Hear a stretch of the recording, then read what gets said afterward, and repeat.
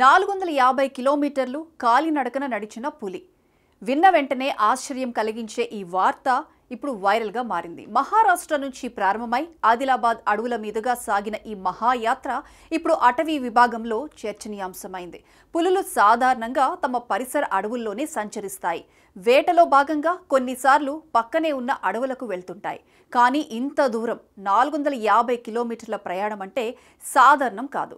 వాహనాల్లో కూడా అంత దూరం వెళ్లడం కష్టమనిపించే ఈ దూరాన్ని కాలినడకన పులి దాటేయటం అద్భుతమే.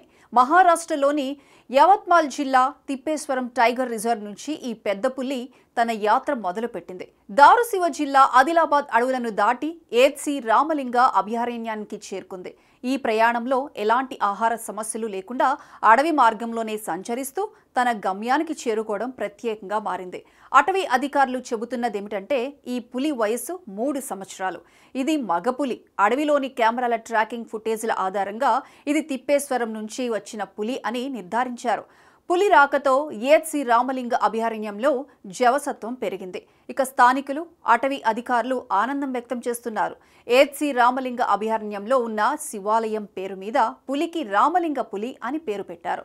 పులి ఇంత దూరం నడవడం వెనుక కారణమేంటి అన్నది దేశవ్యాప్తంగా అటవీ శాఖలో చర్చనీయాంశంగా మారింది. జంతు శాస్త్ర, అటవీ నిపుణుల అభిప్రాయం ప్రకారం పులులు తమ పరిధిని విస్తరించుకోవడానికి జంతువుల కోసం వేటాడుతూ కొన్నిసార్లు అడవు పులులను వెతికే క్రమంలో ఇలాంటి సుదీర్ఘ యాత్ర చేస్తుంటాయి. ఈ ప్రయాణం పులుల సహజ జీవన శైలికి కొత్త ఉదాహరణగా నిలిచింది. తన కాలి బలంతోనే 450 కిలోమీటర్లు నడిచి చేరిన రామలింగ పులి అడవులకే కాదు, మనిషికి ఓ సందేశమిస్తోంది. సహజ జీవనానికి అడవి అవసరం, అడవికి పులి అవసరం అని. పులి చేసిన ఈ సుదీర్ఘ ప్రయాణం వన్యప్రాణి సంరక్షణలో ఓ చారిత్రాత్మక ఘట్టంగా నిలిచిపోతుంది.